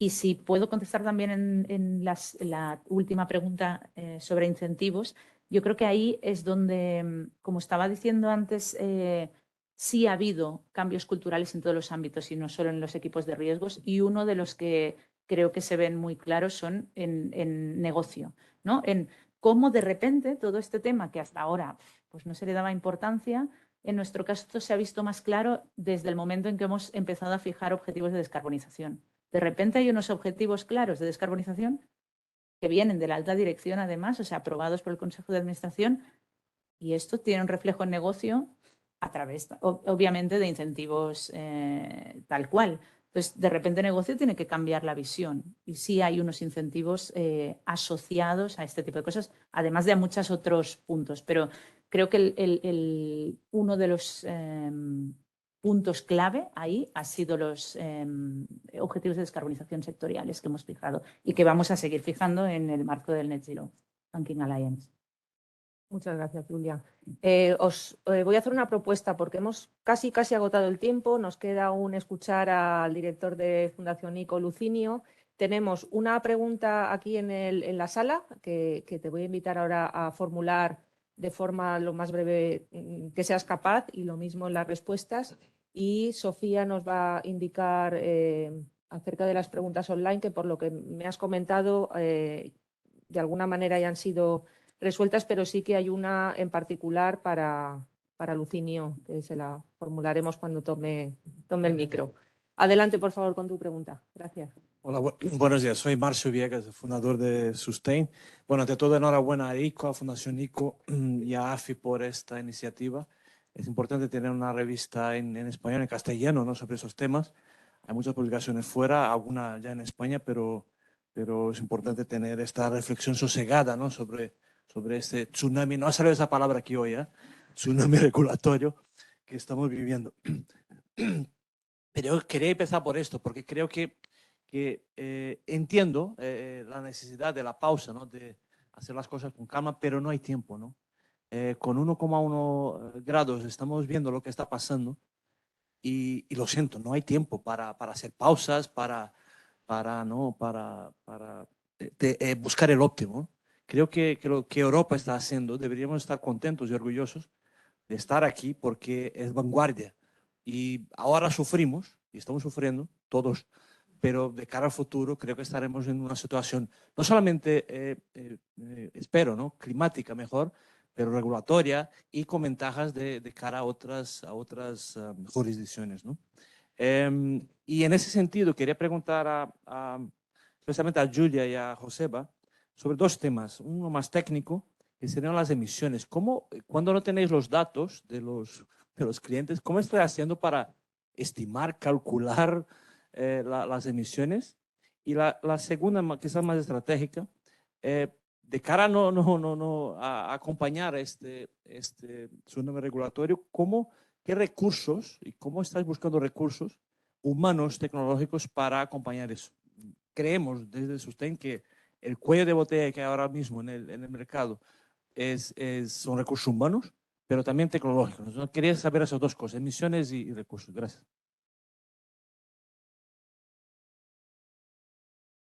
Bueno, nosotros es bastante sencillo, ¿no? Estamos tirando por proxies sectoriales, básicamente, porque no tenemos mucho más. Nuestra aproximación es la parte hipotecaria por un lado, la de empresas por otro. Nuestra aproximación a empresas de las que son clientes nuestras, hay muy pocas que realmente tengan algún dato respecto a la huella, ¿no? Por tanto, el análisis debe ser aproximado, es decir, en qué sectores estoy prestando realmente, ¿no? Lógicamente ahí puede ser una media sectorial y puede haber actores muy diferentes en un mismo sector, ¿no? pero lo cierto es que nuestra percepción es que los grandes emisores de CO2, los grandes agentes son empresas grandes a las que realmente nosotros no estamos prestando, no estamos en esa liga de corporate. Entonces, nuestra aportación por ahí pues es relativamente pequeña, ¿no? Nos consideramos una entidad en ese sentido de poco riesgo y que nuestro número exacto tampoco tiene tanto impacto, ¿no? A nivel general. Nosotros estamos haciendo un poco lo mismo, ¿eh? O sea, por más que quizás sí tenemos acceso a otro tipo de entidades, pues al final es que si no hay datos no queda otra que hacer proxies sectoriales, proxies o estimaciones, ¿vale? O sea, estamos utilizando distintos métodos de estimación, pero precisamente cuando Verónica preguntaba por Carta a los Reyes Magos, yo en mi mente pensaba, ostras, como utopía inalcanzable, quiero una varita mágica que me diga, ¡zum!, por cada operación que entra en la cartera de CaixaBank, ¿cuántas emisiones estoy financiando? O sea, bueno, entiendo que esto va a ir mejorando las bases de datos y a medida que se genere ese dato, porque ese es el gran problema, ¿no? Al final, pues empresas pequeñas, salvo las grandes, que además muchas veces publican emisiones a nivel grupo y entonces está el problema de cómo gestionas el tema de las emisiones a nivel contraparte, pero después que las pequeñas ni siquiera están esos datos. Por lo cual, bueno, pues esto entiendo que en 5 años volvemos a hablar y probablemente esto esté mejor ya. Jesús, Julia, Juan Carlos, Joseba, millones de gracias. No prometo no volver a molestaros de nuevo para una siguiente edición. Ha sido un lujo escucharos. Yo creo que hemos aprendido todos y todas un montón. Yo personalmente así lo admito y muchísimas gracias. Y doy paso a Lucinio Muñoz, director de Fundación ICO, que va a clausurar el acto de presentación. Muchas gracias.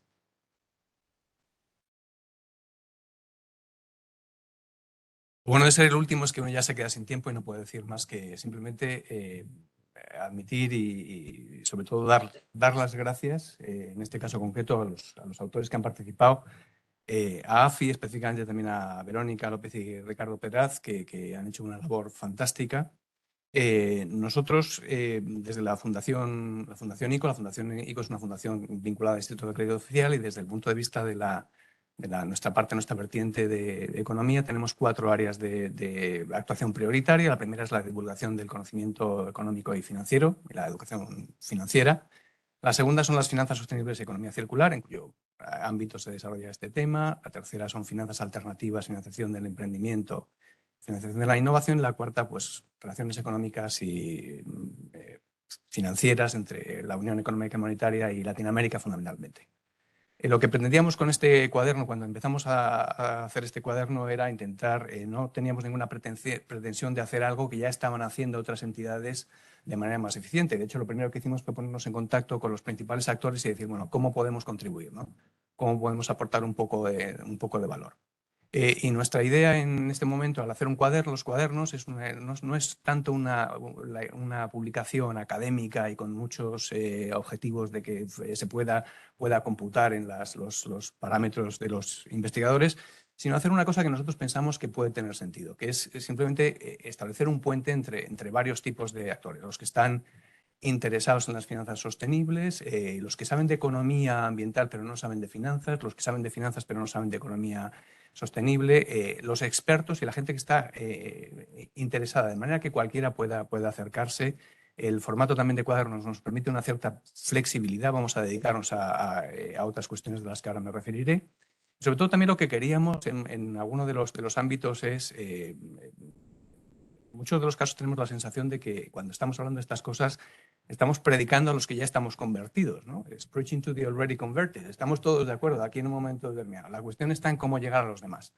Y lo cierto es que en un momento determinado estamos aquí en una escuela, en una escuela, ¿no? Y la cuestión, con lo que ocurre en una escuela es cuando alguien está dando un tema muy interesante y tal, y los alumnos te miran y no sé qué tal, y hay alguien que hace siempre la pregunta, oiga, pero esto entra para el examen. Y esto entra para el examen. Yo creo que esta es la labor fundamental, lo que ha establecido la Unión Europea y el Banco Central Europeo. Una de las cosas que para nosotros era importante, esto entra para el examen, es una cuestión importante. La cuestión está en que todavía no sabemos ni cuánto va a computar, ni cómo, ni quién te va a evaluar, porque no va a ser solo las autoridades en un momento determinado, van a ser también tus stakeholders, va a ser también tus clientes y tal. Esto va a entrar en el examen. O sea, esto, los stress test han sido una especie de mock exam que de alguna manera el Banco Central Europeo ha hecho, pero está avanzando, ¿no? De manera que esta es una cuestión que para nosotros era relevante. Y en nuestro ámbito lo que queríamos también conseguir, que yo creo que se ha conseguido perfectamente, es establecer, primero lo que se ha dicho también, algo un poquitito de orden. La gente que se enfrenta a este mundo, pues hay tal cantidad de siglas y de iniciativas y tal, hemos intentado establecer un poquitito de orden. Dentro de de las iniciativas de la Fundación ICO también tenemos los clásicos del pensamiento económico español. Y hay un libro, bueno, un economista, Josep de la Vega, que escribió el primer tratado, quizá de derivados, se llamaba Confusión de confusiones, ¿no? Entonces, nuestro primer objetivo con los primeros artículos era intentar establecer un poco de orden. No se ha comentado mucho, por ejemplo, el artículo de Ricardo y Verónica, en el que verdaderamente hace una síntesis muy interesante de cuáles son los principales estándares de las metodologías, las herramientas y bases de datos, que es importante. Y la segunda parte era establecer una parte sobre todo unas experiencias prácticas. En esto se ha dicho que muchas veces esto es learning by doing, pero esto es como, y también como decía Marcio, muchas veces uno tiene la sensación de que es como aprender paracaidismo by doing, ¿no? Pero que te lanzas en el aire y cuando estás en el aire dices, ahora aprende a volar, ¿no? Pero también es verdad que cuando estás en el agua o nadas o te hundes. Simplemente el otro día en la presentación de los 35 años de AFI, Rodrigo Buenaventura dijo una parte muy importante, una cuestión importante, de decir que dentro de las métricas, las cuestiones que se decían en el ámbito financiero de rentabilidad y riesgo, se ha añadido ya impacto. La parte de impacto es absolutamente esencial. Y nosotros lo que queríamos era contribuir a este debate. Hemos empezado por el impacto en entidades de crédito, pero seguiremos con el impacto de estos ámbitos en entidades no financieras. Aquí se ha mencionado, el ICO está específicamente dedicado también a las pequeñas y medianas empresas, que suponen un 98-99% del tejido industrial. Y estas empresas tienen que saber que al final van a tener obligaciones de reporting, que va a haber oportunidades de negocio, no solo la parte negativa, y vamos a intentar hacerlo. Los siguientes números, que esperamos que esto sea una iniciativa que se va a mantener en el tiempo. El siguiente número lo vamos a dedicar a la economía azul. Vamos a intentar también combinar una parte más económica y una parte más financiera. Esta va a tener una parte más económica e iremos avanzando en este ámbito, sobre todo con el objetivo fundamental de contribuir al debate, intentar ordenar y sobre todo exponer casos prácticos. Y nada más, muchísimas gracias, ha sido un verdadero placer. Cualquiera de los que se quiera dirigir a nosotros, tanto a AFI como a nosotros, con propuestas, por supuesto, estamos encantados de recibirlas. Muchísimas gracias.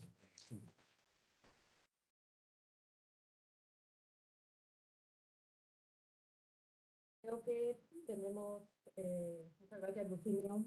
Creo que vamos a tener la posibilidad de charlar un ratito quienes estamos aquí presentes tomando un café.